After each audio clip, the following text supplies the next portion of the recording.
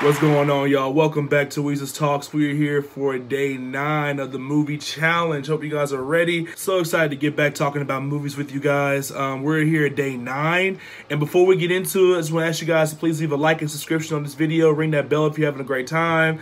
Leave me comments if I got it wrong, if you think I got it right, if I've changed your opinion on something. Those would be the best when I'm here like, oh, you changed my opinion on this, or I didn't know this movie was that bad until you pointed out its flaws. And I really don't want to, crap on any movie, but, I just want to give my opinion and get you guys excited about, things that you probably didn't see the first time, or get you guys aware of things you didn't see the first time.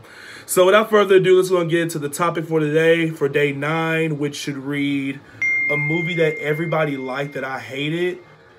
I don't want y'all to bury me. There's so many movies I can say that go into that, because when you have these blockbuster movies, and the trailer gets it right, so many people's minds, program them to believe that the movie was good just because it had a good scene.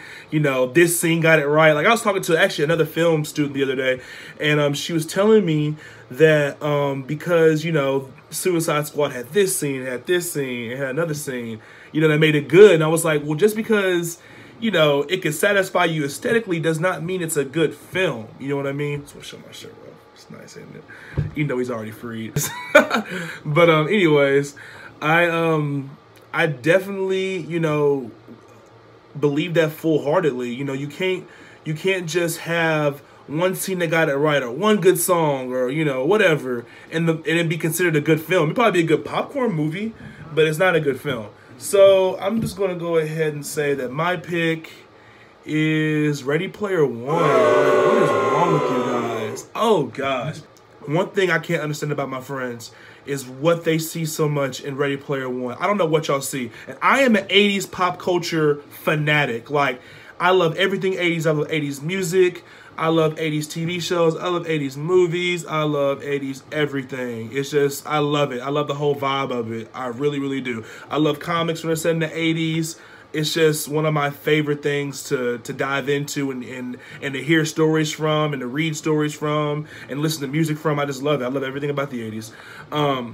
But this movie was more of a cash grab. It was more of like a nostalgia cash grab, yes, the visuals compared to other movies, it is like Avatar level. It's basically one of the most visually pleasing movies you'll ever watch. And not only is it visually pleasing, but you have familiar icons along the way. Like you see Batman rock climbing, that's one of their big things. You can rock climb with Batman, or they have all these characters that we all have grown to know and love. And you can tell it's not like Who Framed Roger Rabbit, where all these studios put all the BS aside just for one good film. You could tell that Spielberg was limited by the kind of characters he could use. Basically his characters, like the Iron Giant, so-and-so, and then whatever else they got approved for, which was not bad. It still turned out to be, for the most part, pretty dang good. But at the same time, it's like, we look at Steven Spielberg, who made Temple of Doom, Raiders of the Lost Ark, The Last Crusade, Jurassic Park. He's worked with George Lucas. He was one of the few directors I've watched where he had 3 movies with the same character, Indiana Jones, and all 3 movies are different. They all have a different vibe, different aesthetic. So you can tell he's very detailed when it comes to making good flicks. He's very detailed, and it just seemed like on this one, I wouldn't say he ran out of steam. I don't think that's fair. He's one of my favorites. So I would just think that maybe he didn't have enough time. Maybe he just wanted to prove how good he was visually, because the acting was just terrible to me. And, a lot of people read too much in the movies that they just adore. They'll say, oh, well, they only give awkward dialogue because everybody in the movie had, they were all in the game world, and that made them socially regress as people, and yada, yada, yada, yada. One of my biggest rules with movies is, don't tell me, show me. So if you're reading into it telling me that everybody's regressed socially, whatever, why didn't they take the time to explain that?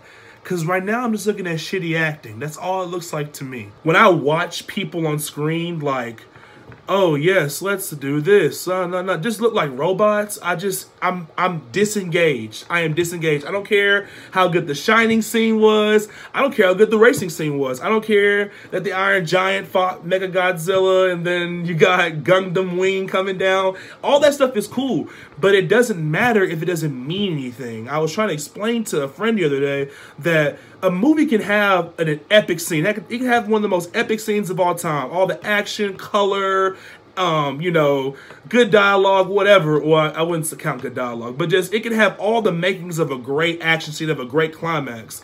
But if there wasn't anything to lay the seeds and to lay the foundation for that scene, you're just putting a roof over a house of pillars. There's nothing in the middle of it. It's just a house of, it's just pillars and it's a roof.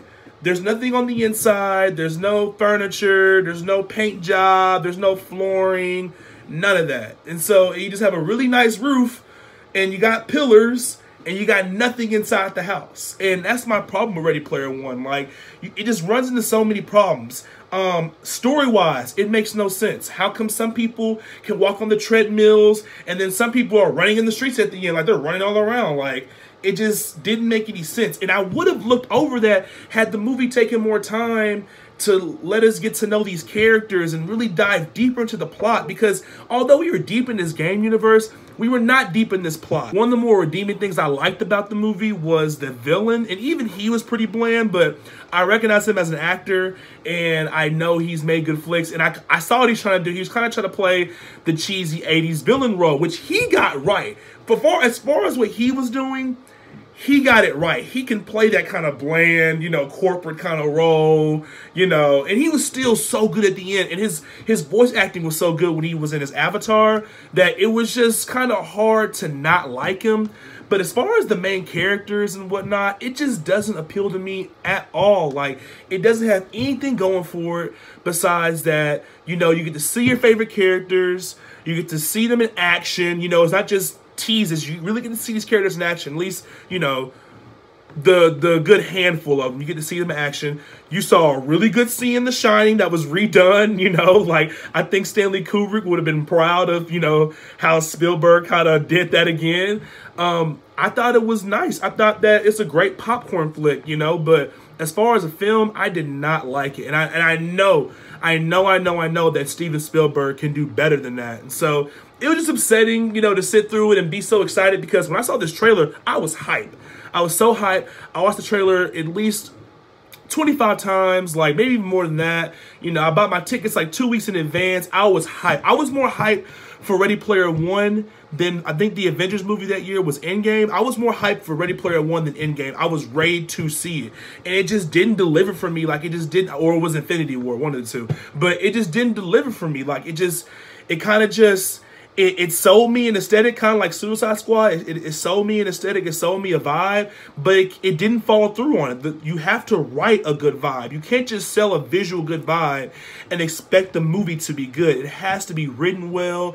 Sometimes you got to put money into getting the right actors. Maybe they're trying to save money on the budget, you know, by putting more money into the movie and besides the actors. But I think that's where they went wrong. You know, I feel like, you know, you didn't think it's the most expensive actor, but you could have got an actor better than the guy who played Parsible, and the other girl who has a forgettable name, and everybody else who had a forgettable name and forgettable role. You see what I'm saying? I can tell you a movie that, another cheesy 80s movies, I'd be like, okay, well, he's the hero, and his problem is this. No. Like, I can, because it had story in it. You know what I mean? 80s movies are supposed to be cheesy. They're supposed to have cheesy dialogue, cheesy 80s music, really cool pump-up scenes, really good action for the most part, like, you know, 80s style action, you know, and it sells you like this retro arcade-ish kind of vibe. You know, I love those kind of 80s flicks.